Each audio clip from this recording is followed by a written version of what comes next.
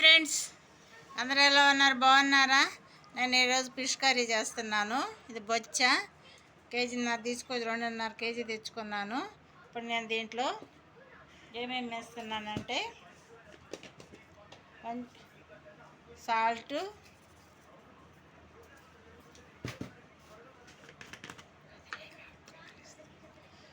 కారము,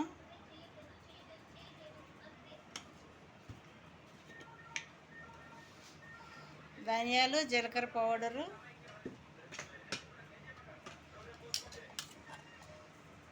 అల్లం వెల్లుల్లి పేస్ట్, ఆయిల్ ఇవన్నీ వేసి పుదీనా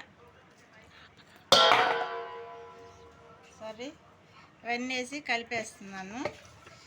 కొంచెం మ్యారినేట్ చేసుకొని మనం పై మెటీరియల్ అని కట్ చేసుకునే లోపు ఒక 5 నిమిషాలు ఈ విధంగా మ్యారినేట్ చేసుకుంటే మనకి ఉప్పు కారం అన్నీ దీనికి బాగా పడతాయండి.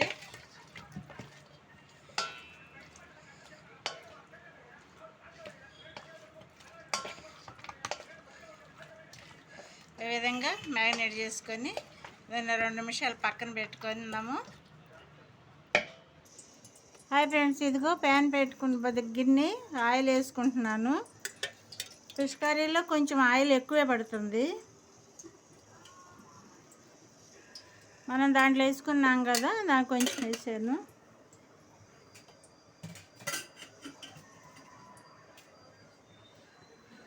ఆనియన్స్ 3 కట్ చేసుకున్నాను, వేసేస్తున్నాను.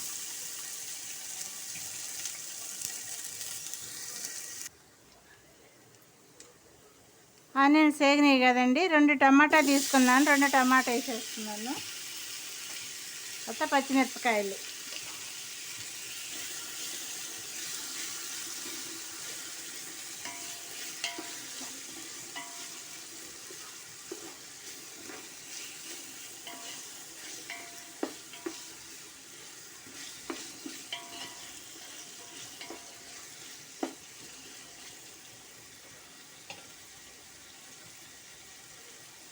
టమాటా వేసుకున్నాం కదా, కొంచెం సాల్ట్ వేసుకుందాము. దాంట్లో వేసాం కదండి సాల్ట్ మనం మసాలాలో.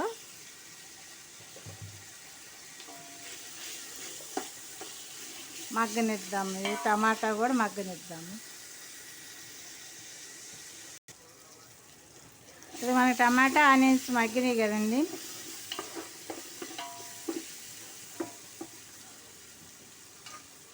నేను దీంట్లో పుదీనా కరివేపాకు వేసేస్తున్నాను.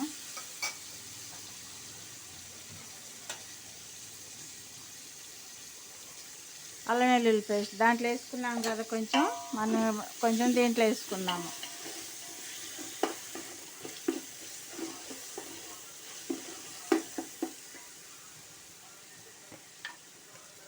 తర్వాత వచ్చి కారం,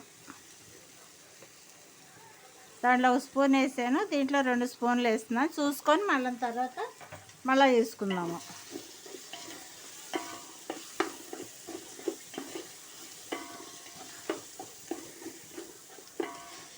మనకి ఈ విధంగా టమాటా ఆనియన్స్ విడివిడిగా అయిపోకుండా కొంచెం హాఫ్ బాయిల్ చేసి మనము మిక్సీ పట్టుకొని వేసుకున్నామంటే గ్రేవీ బాగా వస్తుందండి.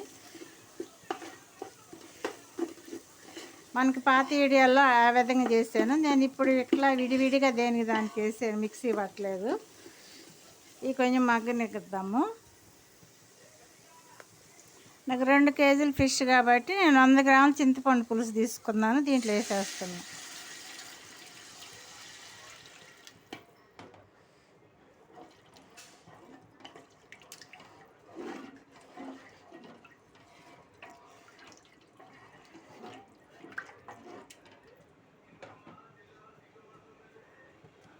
అది మరగనిద్దామండి. కొంచెం వాటర్ వేసుకుంటాను.